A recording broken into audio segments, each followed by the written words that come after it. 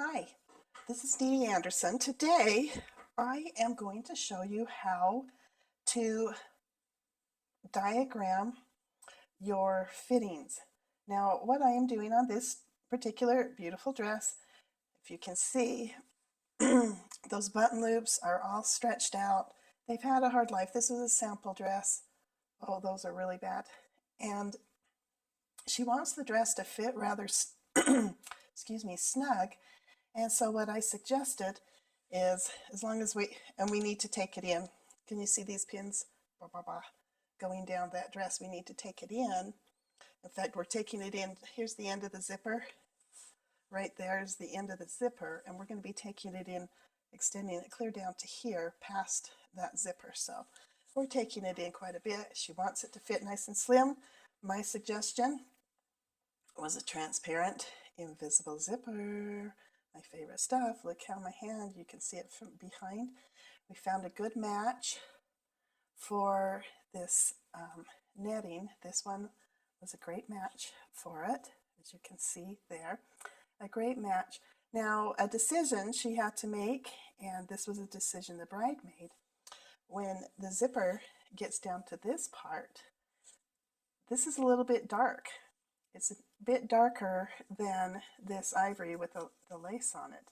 And she chose to go ahead with the invisible. She was more concerned about the top and how beautiful that back looked instead of this bottom part. And I will make sure to stitch it in nice and tight so that we don't get much of that. We do have buttons going over top, so they will hide that also.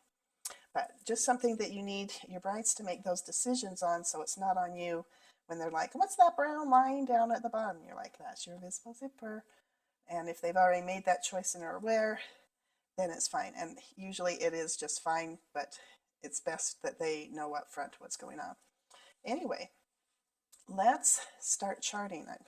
This is a very important basic skill every seamstress that's working on bridal alterations needs to know. Now, I'm going to start right up at the top with my tape measure. And right at the very top is a big 0 because I'm not taking it in. My first pin is down here at 5. And 5 is, let's go from there. Well, just, I'd say 4 3/4 is where it's at. Now, what I do, here is my chart. I always just draw this little line. Up here at the top, I say neckline, and then I've got waist and end of zipper. So up here at the neckline, I'm going to put a big 0. And then I'm going to put 4 3/4. Okay, see, I put 4 3/4, and then I'm going to measure. It looks like I'm out 1/8 of an inch at 4 3/4. 1/8. Okay, now I'm going to go on to my next pin. So basically I'm just doing it. Let's see where my next pin is. 6.5. And let's look here. It's a 1/4. So on this, I will put 6.5 and 1/4. Can you see that? Okay, I'm just going to keep going down, down, down. When I hit the waist, it's very important just to keep me on track where that waist is, where it is right at 13. Right here's that waist. I've got it at 13, and we're out to right there. We are at 3/4. Okay, at there. 3/4 at the waist. The waist is 13, 3/4. Okay, I'm going to go down clear to the end of the zipper, which is right here. Looks like the end of the zipper is 21.5. 21.5 inches down, and we are at, that looks like, to me, I think 3/8. So I'm going to put 3/8.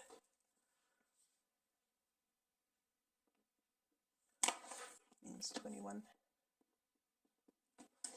Now, I have a few more pins than just these basic ones, and then I'm going to be going down past that because the zippers, and so I'll fill those in if I feel I need to. If they're awfully darn close, I usually just leave them a little bit, but it's important to go where it ends.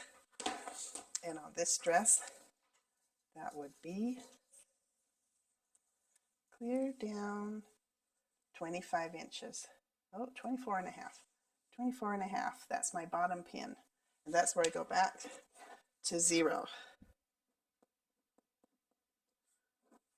Okay, see that? Why is this important to chart this out? Okay, why is it important to chart and diagram your pins? Many reasons. First of all, it keeps everything impeccable. Each seam, the lining, both sides, they will all be the same. Second of all, usually when you get done with the fitting and you go to work on your dress, that dress is full of pins everywhere, and it's really hard to work on the dress when it's covered in pins. And so right off the bat, if you chart all your pins and then you can pull them out, but you have it down exactly where it is. And it's also kind of stressful on the dress having those pins in there, and they're easily can snag, especially these stupid knits that they're lining them with. A pin can snag it easy.